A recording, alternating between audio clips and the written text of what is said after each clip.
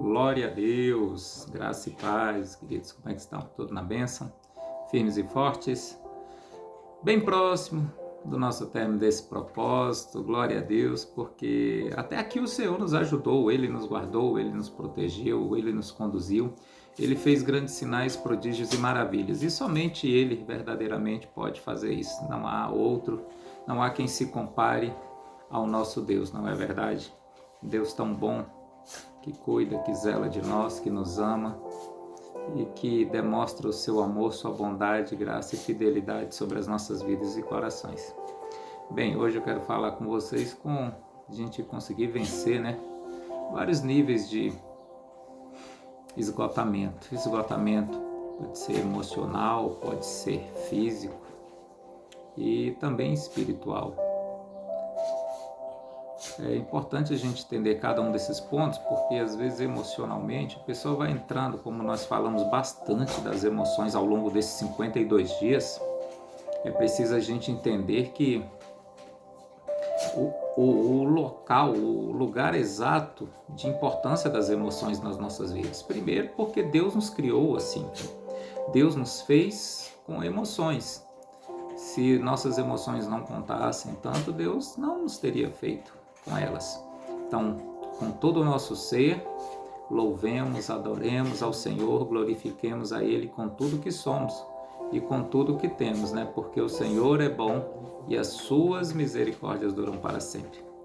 Então, nós precisamos cuidar das nossas emoções, até porque em dado momento a pessoa pode chegar a um momento de estafa, de fadiga, e isso pode ser decorrente justamente de um cansaço emocional ou mental. Mental, a pessoa chega no estresse mental, num cansaço mental, numa fadiga mental, e muitas vezes esse decorre de uma busca que talvez você nem precise. Talvez você nem precise de tanta coisa, mentalmente falando, porque a pessoa busca ler tantas coisas, busca querer saber de tantas coisas, entender de tantas coisas, quando uma só é importante. Uma só é importante, que nós possamos fazer como Maria, escolher a boa parte. E em relação a tudo, até profissionalmente, tudo, seja bom naquilo que você faz. Você precisa ser bom no que você faz, naquilo que Deus te chamou. Não adianta querer sair lendo de tudo, vendo de tudo, porque senão daqui a pouco você vai estar padecendo com uma obesidade cognitiva, É o máximo que vai conseguir. E qual o proveito que isso trará para a sua vida assim? Nada, nenhuma. Mas esse esgotamento mental, ele pode trazer consequências, na sua vida física, na sua vida emocional, tudo decorrente da mente, Aí às vezes vem da própria dificuldade de você não saber dizer não. Se você não souber dizer não, para você administrar as coisas, administrar o seu tempo, administrar a sua vida, você vai ficar sobrecarregado. Vai estar sobrecarregada com tudo, fazendo tudo ao mesmo tempo, e aquela loucura, aquela correria, aquele turbilhão de emoções. Então você precisa organizar as coisas, senão daqui a pouco você começa a se sentir cansada, parte para um isolamento social, um cansaço excessivo, dores crônicas e tantas outras coisas. Certo? Então a gente precisa vencer esse nível aí. Também, se trabalhar demais naquela correria, tanto workaholic, daqui a pouco tá com burnout aí, e aí? Vai ter que tratar, todo jeito vai ter que parar.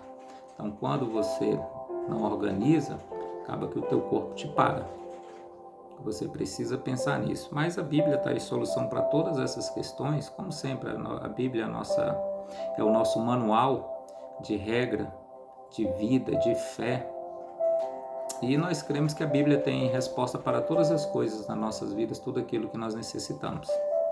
Quando nós lemos, quero ler o texto de Isaías 42, 3 e 4, que ele traz um ensino bem maravilhoso para nós, que diz: a cana trilhada não quebrará, nem apagará o pavio que fumega, com verdade trará justiça. Não faltará, nem será quebrado, até que ponha a terra a justiça, e as ilhas guardarão a sua lei. Irmão, então aqui é justamente o Senhor Jesus também vai repetir esse mesmo texto de Isaías, de não quebrar, né, o caniço, a estrutura ali que seria do corpo, que sustenta, que traz sustentação. Por mais que ele já esteja ali trincado, não é para quebrar, porque você pegar algo que já está no fim ali, quebrar, você acaba de matar. Mas o Senhor, ele tem a capacidade de pegar o pavio que está se apagando, ou uma cana que está toda trincada, e fazer nova todas as coisas. Nós precisamos aprender, poderíamos escolher vários personagens da Bíblia, mas escolhi 3 para compartilhar com vocês isso aqui, que é muito importante. O primeiro deles, Moisés.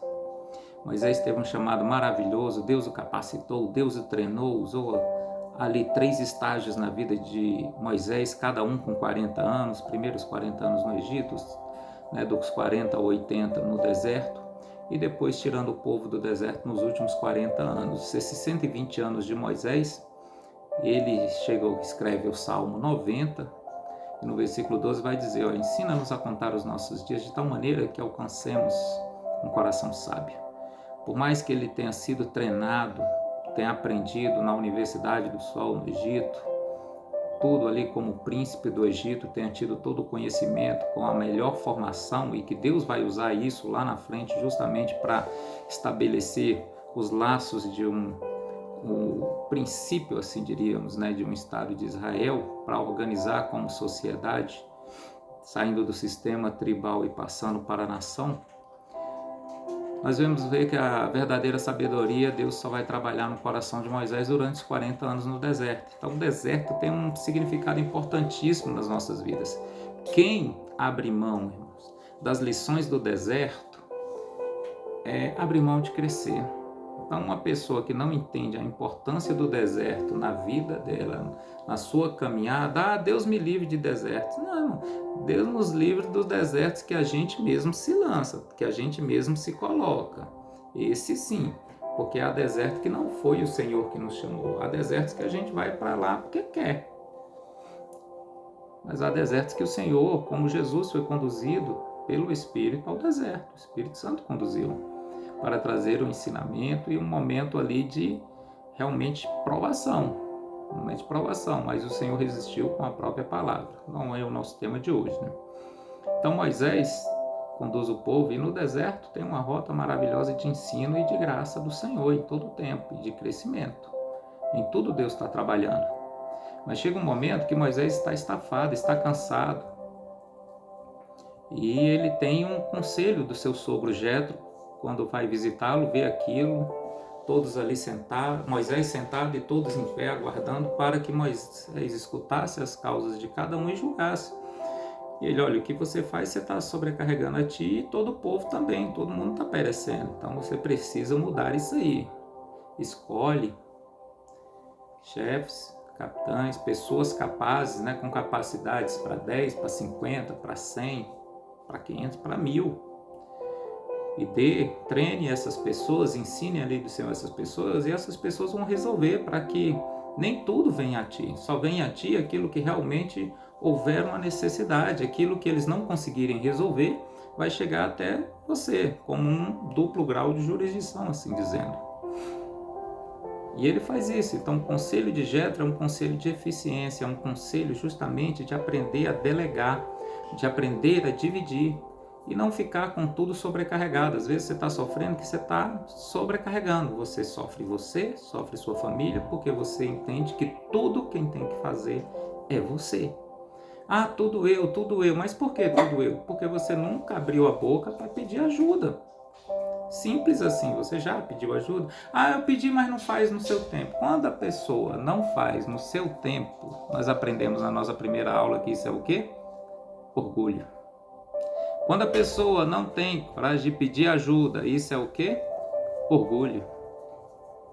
Então você precisa se livrar desse orgulho, aprender a pedir ajuda, pedir socorro, e aprender também que a pessoa, cada um vai ter o seu modo de fazer, cada um vai ter o seu modo de agir, cada um vai ter a sua forma, a pessoa não vai fazer do seu jeito. Então larga de ser perfeccionista, ensine as pessoas, tenha calma, tenha paciência.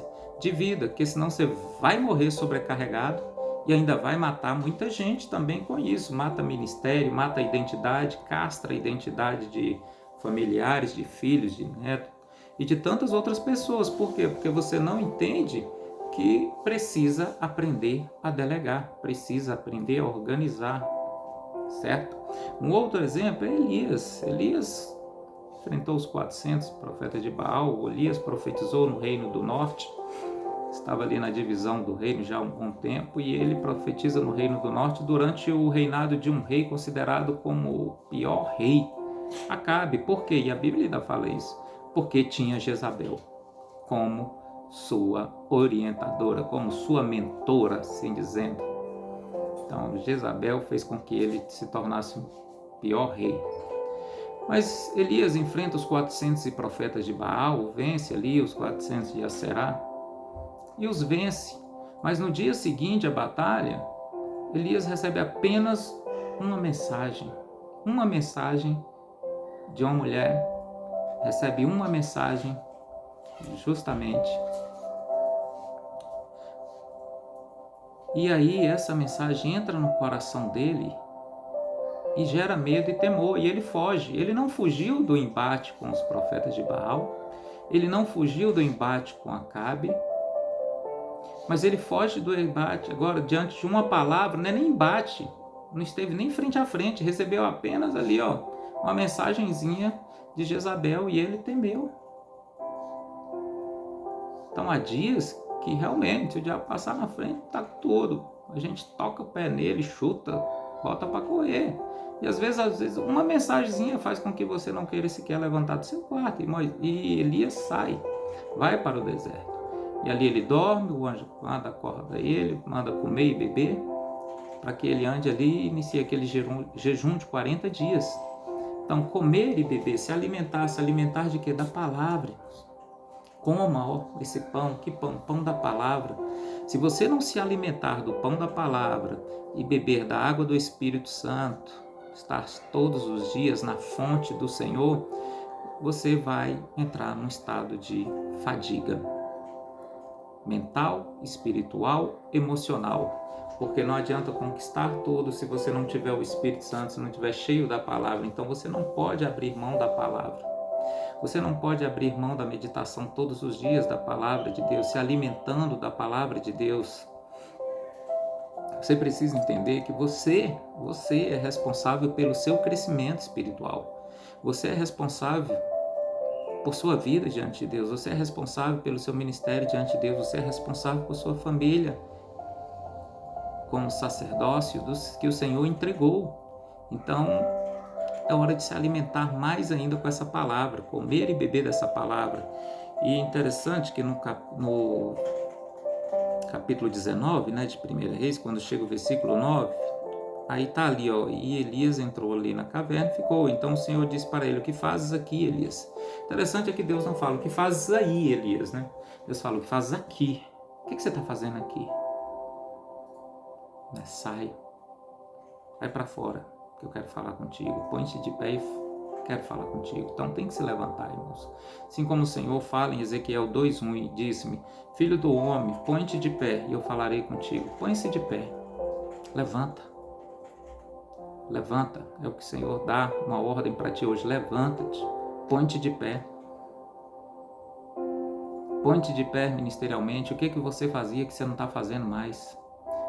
Você orava, não ora mais. Você lia a Bíblia, não lê mais. Você se ajoelhava perante o Senhor, já não se ajoelha mais.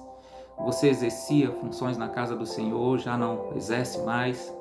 Mas é por causa... Não, ninguém é culpado. O único responsável é você, por sua vida, por seu ministério, por aquilo que Deus chamou, por aquilo que Deus te vocacionou, por aquilo que Deus te entregou. Então Deus fala isso para Elias: sai, Elias, dessa caverna, sai deste lugar que você está, meu irmão, e põe-te de pé perante o Senhor. Levanta-te ministerialmente, levanta-te.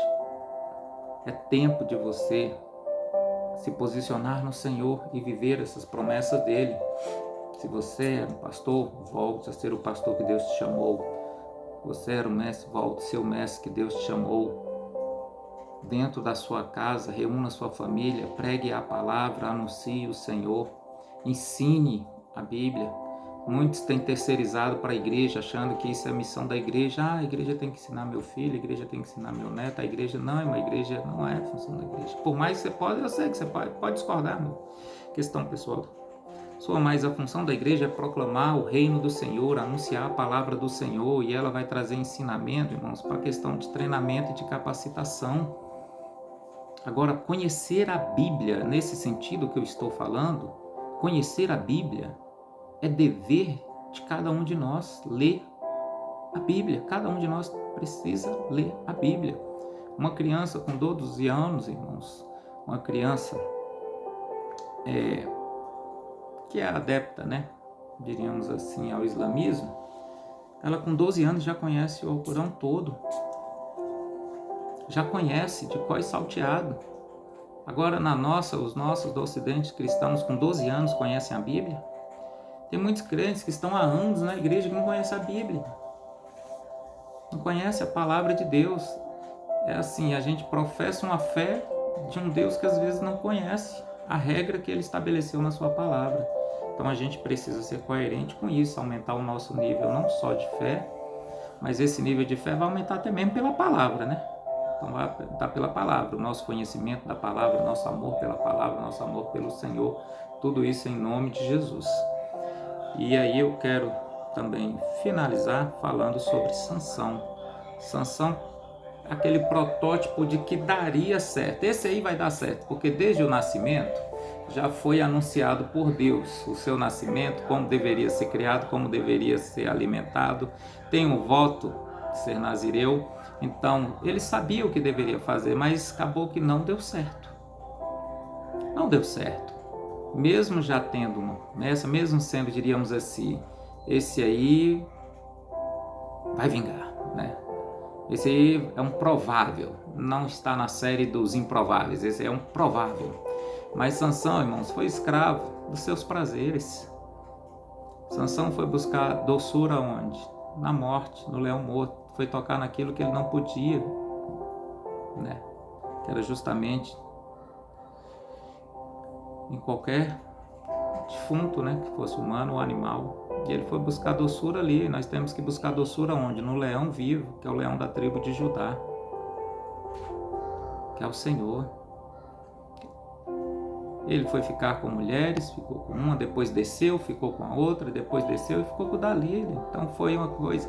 Mas é interessante, depois também teve contato com bebida, né? Coisa que ele não poderia, se alimentou daquilo que não poderia, tomou aquilo que não poderia, esteve com mulheres que não poderia estar. E boa parte das guerras de Sansão, nós vamos ver que eram guerras individuais, geradas pela sua forma inconsequente de ser. E não por um propósito dele entender que Deus queria livrar o seu povo. Ele não estava com essa consciência por tempo, ele estava com a consciência de se agradar. Não, meu nome, eu sou o Sansão, eu sou o fortão, né?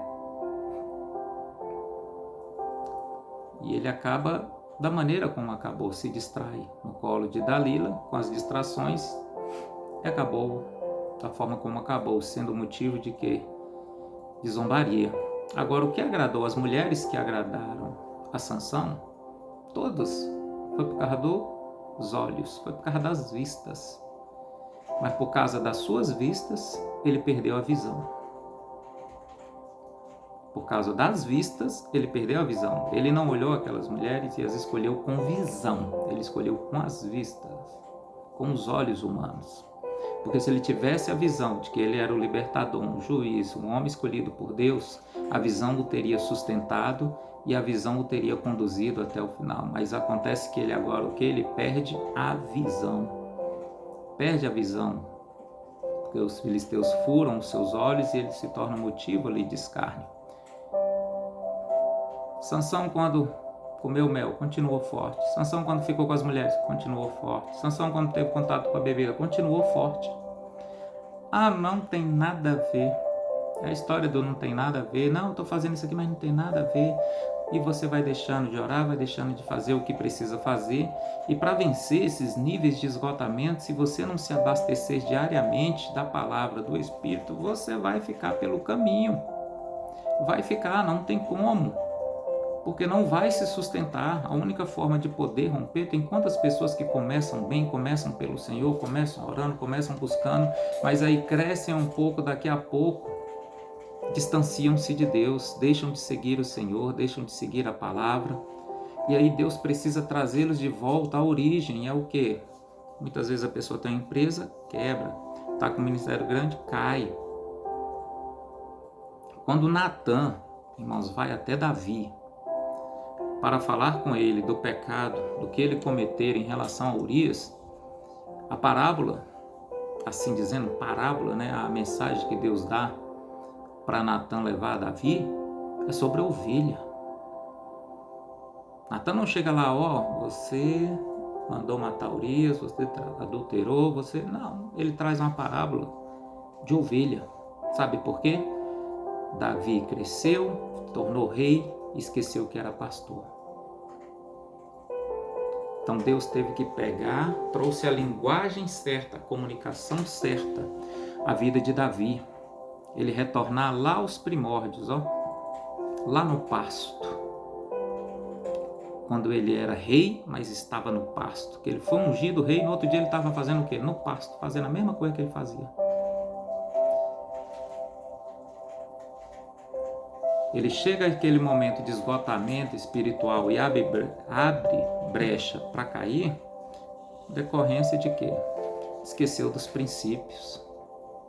E sem princípios não tem como crescer, não tem como prosperar. E chegou onde chegou. E ao trazer aquela mensagem com relação à ovelha, está trazendo ele de volta aos princípios, a quem ele era, o pastor. Ele então cai em si, se arrepende, busca o Senhor. E Sansão, mesmo diante de tudo, de todas essas questões, nós vamos ver que Deus é um Deus de recomeços. Mesmo depois de tudo que ele fez, a única vez que nós vamos ver Sansão orar é no final de sua vida, pedindo força para que se vingue uma vez de seus inimigos, mais uma vez de seus inimigos, pedindo vingança. Mas Deus é um Deus de misericórdia que concedeu a ele um recomeço. E ele recuperou a sua força, que a força não era do cabelo, era do Senhor, o Espírito do Senhor. Então, meu irmão, Deus é um Deus de recomeço. Ele quer recomeçar na sua vida para que você consiga vencer esses níveis todos de esgotamento. Você está esgotado porque você está indo na sua força, do seu jeito, no seu braço, na sua mente, na sua capacidade, mas quero te convidar hoje a entregar tudo ao Senhor e confiar plenamente nele, que ele vai fazer nova todas as coisas sobre a sua vida, amém? Porque Provérbios 4:18 diz assim, mas a vereda do justo é como a luz da aurora, que vai brilhando mais e mais até ser dia perfeito. Começa ali, fraquinha pela manhã, a aurora, vai subindo até chegar, irmãos, meio-dia, o sol ficando. Então a vereda do justo tem que ser assim, cada dia brilhando mais, cada dia mais e mais, em nome de Jesus, numa crescente constante em Deus. Então que esta reta final, nesses dias finais aí, e deste ano, né, que eu digo que amanhã a gente encerra o nosso propósito, estaremos juntos amanhã à noite na nossa live, amém? Mas eu digo deste ano, que vai ser uma bênção em nome de Jesus, e nessa reta final deste ano que você faça toda a diferença na sua vida, de você buscar no Senhor, se entregar ao Senhor, para que a sua vereda brilhe cada dia, cada vez mais e mais, até ser um dia perfeito na sua vida em nome de Jesus, porque Ele deseja fazer nova todas as coisas. Ele é um Deus de recomeço. E te dá essa oportunidade nesse dia tão especial de você recomeçar, para que você possa vencer todo o cansaço, para que você possa vencer toda a opressão, para que você possa vencer toda e qualquer situação que tem tentado te conduzir a um esgotamento. O Senhor te renova para fazer de você um vaso novo. Deus abençoe a todos, fiquem na paz e até nosso próximo encontro.